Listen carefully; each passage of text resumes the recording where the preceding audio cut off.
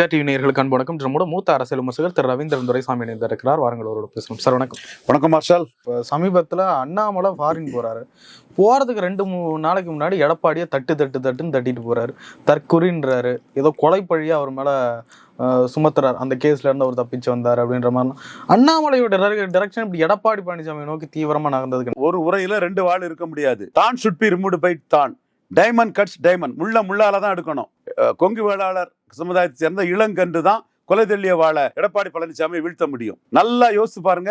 அண்ணாமலை பேரை சொல்லாம சிவன்மலை, சென்னிமலை, ஏழுமலைன்னு பாஜகன்னு ஒரு கட்சி இருக்கு, அதுக்கு அண்ணாமலைன்னு ஒரு தலைவர் இருக்காருன்னு சொல்லாம எடப்பாடி சொன்னாரா இல்லையா? யோசிச்சு பாருங்க. அப்போ அன்னைக்கே எடப்பாடி மனசுல விழுந்துட்டு நம்மளை வதச்சி எல்லாருக்கும் கடுக்கா கொடுத்து எல்லாருக்கும் டிமிக்கு கொடுத்து பெரிய அளவுல எழும்பி வரக்கூடிய நம்மளை வீழ்த்த போறது அண்ணாமலை தாங்கிறது எடப்பாடி மனசுல அன்னைக்கே புரிஞ்சிட்டு எடப்பாடியா அண்ணாமலை வீழ்த்த போறாரா?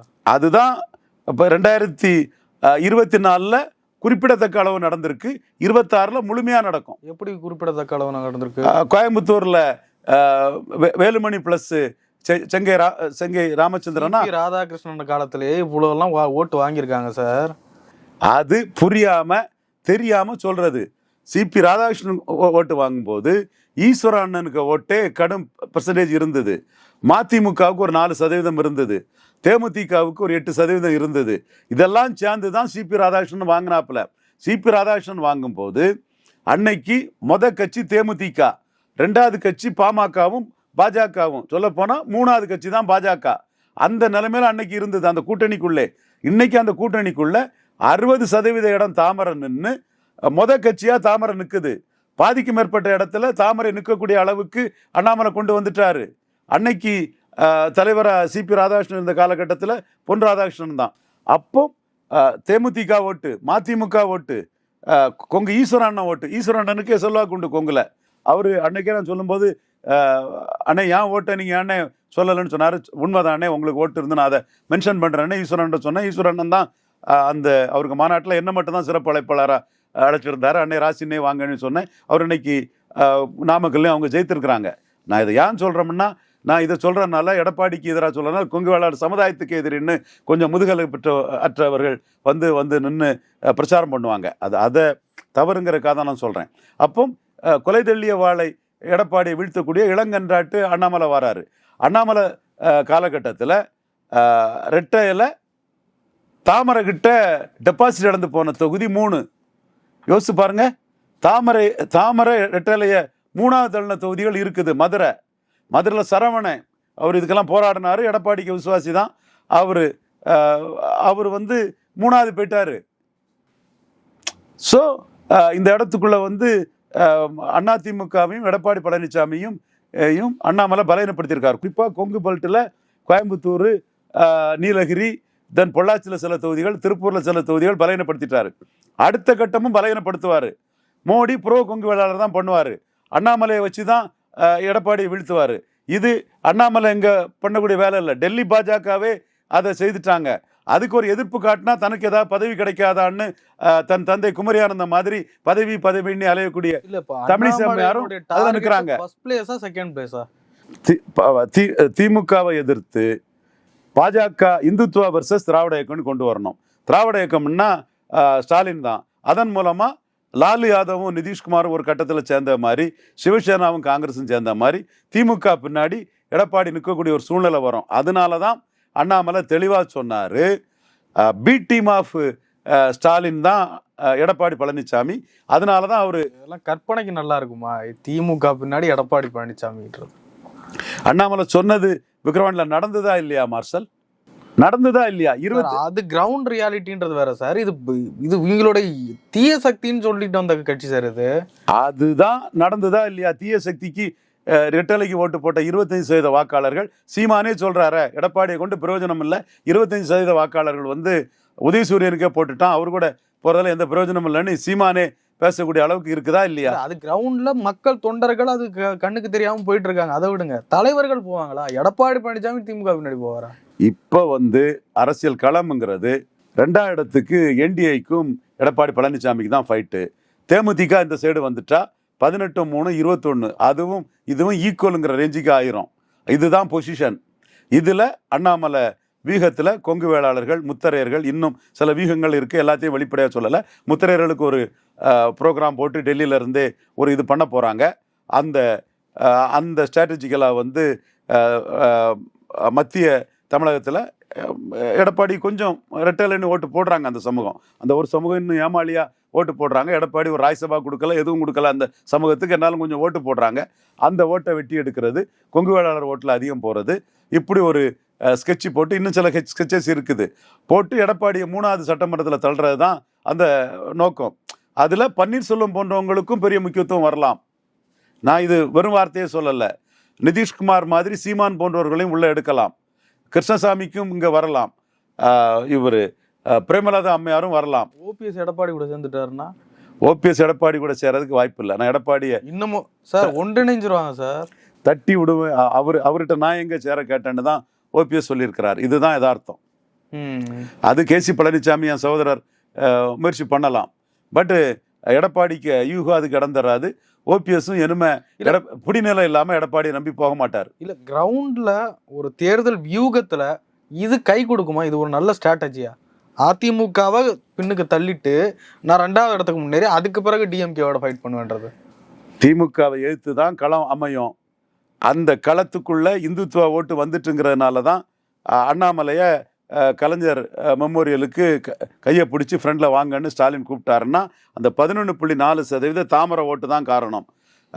அந்த பழனியில் அந்த முருகன் எடுக்காருன்னு சொன்னால், சீமானு அதை முப்பாட்ட முருகன் சொன்னாருனாலும் இந்த 11.4 தான் ஸ்டாலின் இந்த காலகட்டத்தில் எடுக்கிறதுக்கு காரணம். ஸோ கொஞ்சம் இந்துத்துவ உணர்வு இங்கே வளர்ந்துட்டு இருக்குது. அப்போ திராவிடமாக இந்துத்துவான்னு சொன்னால் திராவிடத்தை காப்பாற்றணும்னு எடப்பாடிக்கு ஆதரவாக அன்னைக்கு பேசிகிட்டு இருக்கவங்களாம் ஃபைனலில் ஸ்டாலின் பின்னாடியே போயிடுவாங்க. இதில் இங்கே ஒரு பாயிண்ட் வைக்கிறேன். இப்போ இந்துத்துவ ஓட்டுக்கள்லாம் அங்கே போகுது, திமுக அப்படி போகுது, அண்ணாமலை கூட இருக்காங்கன்னா தமிழ்நாட்டில் பெரும்பாலும் பாஜக எதிர்ப்பு ஓட்டு தான் இருக்குது. அப்போ எடப்பாடி பழனிசாமி தான் தீவிரமாக எதிர்க்கிற மாதிரி தெரியும். எல்லாம் இங்கே வராதா? வெற்றி பெற்றது ஸ்டாலின். வெற்றி பெற்ற இடத்துக்கு தான் அந்த எதிர்ப்பாளர்கள் போவாங்க. எடப்பாடி மீண்டும் ஏமாறுவார். எடப்பாடி பாஜக எதிர்ப்பில் கொங்கு வேளாளர்களே எடப்பாடியை டிசைட் பண்ணுவாங்க. கொங்கு வேளாளர்களே அண்ணாமலை பின்னாடி போவாங்க. பொறுத்திருந்து பாருங்கள். 2024 சொன்னேன், அது 50% நடந்துட்டு மீதி 50% 26 நடக்கும். நீங்கள் சொல்கிறதெல்லாம் நம்புற மாதிரியா இருக்கு. இல்லை மார்ஷல், நான் வந்து வன்னியர்களின் பெருந்தலைவர் ஆயிட்டாரு, வன்னியர் பெல்ட்டுக்குள்ளே எடப்பாடி நம்பர் 1ங்கிற அளவுக்கு வந்துட்டாருன்னு நான் உண்மையை தான் சொல்கிறேன். நாடார் பெல்ட்டுக்குள்ளே இது நடக்கும், முக்குலத்தோர் பெல்ட்டுக்குள்ளே இது நடக்கும், தென் சென்னையில் நடக்கும், மத்திய சென்னையில் பிராமணர் பிறமொழியாளர் பகுதியில் நடக்கும், கொங்கு வேளாளர்கள் மத்தியிலே நடக்கும். முத்தரையருக்குன்னு தனி ஆக்ஷன் ப்ரோக்ராம் பிளான் போட்டிருக்கு. ஸோ இந்த வன்னியர் பெல்ட்டு தவிர மற்ற எல்லா இடத்துலையும் என்டிஏ வந்து எடப்பாடி பழனிசாமியோட பெரிய சக்தியாக வரும். பொறுத்திருந்து பாருங்க. நான் வந்து தமிழ்நாடு ஃபுல்லாக வந்துடுவேன், நான் பொய் சொல்ல தயார் இல்லையே. நான் யதார்த்தத்தை மனசில் வச்சு சமூகங்கள் இப்படி ஃபீல் பண்ணுறாங்கன்னு புரிஞ்சுக்கிட்டு தான் நான் சொல்கிறேன். காரணம், எடப்பாடி பழனிசாமி ஒரு ஜாதிக்கு இடஒதுக்கீடு கொடுத்து பிற ஜாதிகள் எதிர்ப்பை சம்பாதிச்சு ஒரு ஜாதி கட்சி, 2 ஜாதி கட்சி, ஒரு ஜாதி கட்சிங்கிற லெவலில் அந்த கட்சியை கொண்டு போய் ஒரு ஏரியாவுக்கு ஒரு செல்வாக்குன்னு அதிமுக ரெட்டையிலே ஆக்கிவிட்டார். ரெட்டையில எங்கெங்கே 8% போச்சு. திருநெல்வேலியில் மக்கள் தினம் எம்ஜிஆர் வந்து எங்கள் சீனியர் ஜிஆர் எட்மண்டை விட்டு மீனவ சமுதாயத்தை சேர்ந்தவர், சைவ பிள்ளைமார் அதிகம் உள்ள திருநெல்வேலியில் ஜிஆர் எட்மண்டை விட்டு ஜெயிக்க வச்ச இடங்க அது. நாஞ்சில் மனோகரன் இல்லத்து பிள்ளைமார், ஈழவர், சாராய பிள்ளை, சாணா பிள்ளைன்னு சொல்லக்கூடிய ஒரு கேரளாவை இல்லத்தார்னு சொல்லக்கூடிய ஒரு சமூகத்தை சேர்ந்தவர். அவரை விட்டு, அவர் ஜாதி அங்கே கிடையாது, அவரை விட்டு பாளையங்கோட்டையில் ஜெயித்த இடங்க. ஒய்எஸ்எம் யூசுப், அவர் முஸ்லீம், எங்கள் தொகுதி தான் அது, மெஜாரிட்டி நாடார்கள் உள்ள ஒரு தொகுதி. அங்கே மக்கள் தினம் எம்ஜிஆர் ஜெயித்த இடங்க. அங்கே 8% ரெட்டையில். ஜெயலலிதா கடைசியாக இபிஎஸும் ஓபிஎஸும் சேர்ந்து மனோஜ் பாண்டியன் நியர்லி 35% ஓட்டு எடுத்த இடத்துல 8%. அப்போ கட்சி எவ்வளோக்குள்ளே கீழே போயிட்டு ஏரியா வைஸ் விழுந்துட்டுங்கிறது மறைச்சிக்கிட்டு 19 எடுத்ததோட 1% ஜாஸ்தின்னு சொன்னால் வன்னியரால் எடுத்திருக்கீங்க, 10.5 எடுத்திருக்கீங்க, கேபி முனிசாமியால் எடுத்திருக்கீங்க, சிவி சண்முகத்தால் எடுத்திருக்கீங்க, அன்பழகனால் எடுத்திருக்கீங்க, தென் வீரமணி, சொரத்தூர் ராஜேந்திரன், துரைக்கண்ணு குடும்பம், தென் சம்பத்து, அருள்மொழித்தேவன், திருத்தணி ஹரி, இப்படி எக்கச்சக்கம் ஆட்கள் நிறைஞ்சிருக்காங்க. 10.5 கொடுத்துருக்கீங்க, இந்த பகுதியில் எடுத்திருக்கீங்க. இந்த டேட்டாவை நான் மறுத்தா பேசுகிறேன், நான் ஒருத்தன் தான் இதை ஏரியா வைஸ் அனலைஸ்ன்னு சொல்லி எடப்பாடியை எக்ஸ்போஸ் பண்ணியிருக்கிறேன். அதுதான் என் மேலே கோபம். அடியாட்களை விட்டு என்ன மோதிரம் வாங்கினா அது வாங்கினான்னு நான் திரும்ப திரும்ப சொல்கிறேன். அதில் மோடிக்கு எதிரான எந்த இதுலேயும் நான் எந்த ஒரு அமைப்புக்கும் நான் அட்வைஸ் பண்ண மாட்டேன்னு சொல்லிக்கிட்டு தான் அந்த இடத்துக்குள்ள பிராண்டிங்காக தான் அவன் ஒரு அட்வான்ஸுக்கு மாதிரி கிஃப்ட்னு கொடுத்தான். ஃபுல் வீடியோ போடு, தைரியம் இருந்தால் போடுன்னு 1000 தடவை சொல்லியாச்சு. திரும்ப திரும்ப அடியாட்களை வச்சு அதையே பேசிகிட்டு இருக்காங்க. கொஞ்சம் கூட நன்றி இல்லாமல். சத்திரியன் குருமூர்த்தி தூக்கி போடும்போது நாடார் டீம் தான் இவரை காப்பாற்றி விட்டு, ஏன்னா தூக்கி போட்டால் சசிகலா பின்னாடி மலமளன்னு காலில் விழுந்துருவாங்கன்னு சசிகலாவுக்கு எதிராக தான் அப்போ காப்பாற்றி விட்டோம். சரி, இப்போ அதெல்லாம் சொல்லி பிரயோஜனம் இல்லை. இப்போ அவர் பொசிஷன் 1 இயர் பெல்ட்டுக்கெலாம் நல்லா இருக்காரு. நாடார் பெல்ட்டு சுத்தம். முக்குலத்தோர் அவர் ஏற்றுக்க மாட்டாங்க. இவரோட மைனாரிட்டி அந்த முபாரக் கூட்டணி அதெல்லாம் கொங்கு வேளாளர் மத்தியிலையும் அதிருப்தி இருக்குது. பிறமொழியாளர்களும் இவர் பக்கத்தில் இல்லை. இவருக்கு ஓட்டு போட்ட முத்திரையர்களையும் ஓரளவு போட்ட முத்திரையர்களையும் பிஜேபி பக்கம் கொண்டு வர்றதுக்கு அமித்ஷா திட்டம் வகுத்துட்டாரு. அதில் தான் போகும். ஸோ நான் கண்ணை மூடிட்டு நான் சொல்லலை. வட தமிழகத்தில் வன்னியர் ஏரியாவில் இவரை வீழ்த்துறது கஷ்டமான காரியங்கிறத 2வது இடத்துல இருந்து இவரை தள்ளி 3வதுக்கு இழுத்து போடுறது கஷ்டங்கிறத நான் ஒத்துக்கிட்டு தான் பேசுகிறேன். மார்சல், ஸ்டாலினே இவரை சேலம், விழுப்புரம், சிதம்பரம், கள்ளக்குறிச்சி, நாமக்கல்ல வீழ்த்த முடியாதுன்னு இந்தியா கூட்டணி போட்டு 3 தடவை ஜெயித்திருக்க ஸ்டாலினே அப்படி இருக்காருன்னு சொன்னால் உண்மைக்கு புறம்பா பேசி நான் நிற்க முடியுமா? ஒரு சீட்டு ஜெயிக்க முடியாது, கள்ளக்குறிச்சியிலும் ஜெயிக்க முடியாதுன்னு சொன்னேன். 1% வாக்கு பலம் உள்ள கட்சி இவரோட கூட்டணி வராதுன்னு சொன்னேன். நாடார் பெல்ட்டில் சுத்தமாக அடிபடுவாருன்னு சொன்னேன். பன்னீர் நீக்கத்தால் கட்சி தோத்த கட்சி பிளவுங்கிறது ரொம்ப மோசமாக வாக்கு வங்கி போகும்னு சொன்னேன். எல்லாமே நடந்திருக்கு. பன்னீரால் 13% வாக்கு அவருக்கு அடிபட்டிருக்குது. 15% நிறுத்தம்னு சொன்னேன். 20% வந்துட்டாரு. நீ 15ன்னு சொன்னால் தப்பாக போயிட்டுன்னு சொன்னால் உண்மைதாங்க. தினத்தந்தி பாலசுப்ரமணியத்தனோட டிவி 30க்கு மேலே போகுன்னு சொன்னாங்களே. 20க்கும் 15க்கும் எது நியர்பை? நான் தானே நியர்பை சொன்னேன். சவுக்கு சங்கர் சொன்னது 22 சீட்டுன்னாரு. 1 சீட்டு கூட வராதுன்னு சொன்னேன்னா. அப்போ 5 சீட்டில் விடுதலை சிறுத்தைகள் கூட்டணியே வராதுன்னு தானே. இப்பவும் அதை தான் சொல்கிறேன். சீட் கன்வெர்ட்டிங் கெப்பாசிட்டி இல்லாத, ஓட் டிரான்ஸ்ஃபரிங் கெப்பாசிட்டி இல்லாத எடப்பாடியை நம்பி யாரும் கூட்டணிக்கு வர முடியாது, வர மாட்டாங்க. யாருக்கும் லாபம் இல்லை. அவர் அங்கே இருந்து கூட்டணின்னு பொய்களை சொல்லிட்டு இருப்பாரு. அதை அவருக்கு ஆதரவாளர்கள் தொலைக்காட்சியில் பேசிகிட்டு இருப்பாரு. 24 நடக்காத மாதிரி 26 நடக்காது. குறித்து வச்சுக்கிடுங்க. நான் சொல்கிறது பெரும்பாலும் சரியாக தான் வந்துட்டு இருக்கு. ஏன் அவர் 1 இயர் பெல்ட்டில் மேலே இருக்காருங்கிறத அக்செப்ட் பண்ணிட்டு தானே நான் நாடார் பெல்ட்டில் ஒன்றும் இல்லைங்கிறதையும் சொல்கிறேன். ஸோ பன்னீர் தினகரனால் முக்குலத்தோர் பெல்ட்டில் பாதிக்கப்பட்டுட்டாரு, அண்ணாமலையால் கொங்கு பெல்ட்டிலும் பாதிக்கப்படுறாருங்கிறதெல்லாம் நான் தரவுகளோடு தானே பேசுகிறேன். 2026 அவருக்கு பின்னடைவு கிடைக்கும்.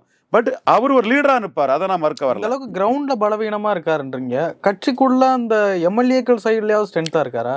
எம்எல்ஏக்கள் சைடில் இவரை நம்பி எம்எல்ஏ ஆக முடியாதுன்னு சொல்லும்போது அவங்க முடிவை பாருங்கள். நானும் அவங்கள்ட்ட பேசுறதுக்குள்ள இதுகளை பார்க்குறேன். அவங்க முடிவு அவங்க லாபத்தை தான் எடுப்பாங்க.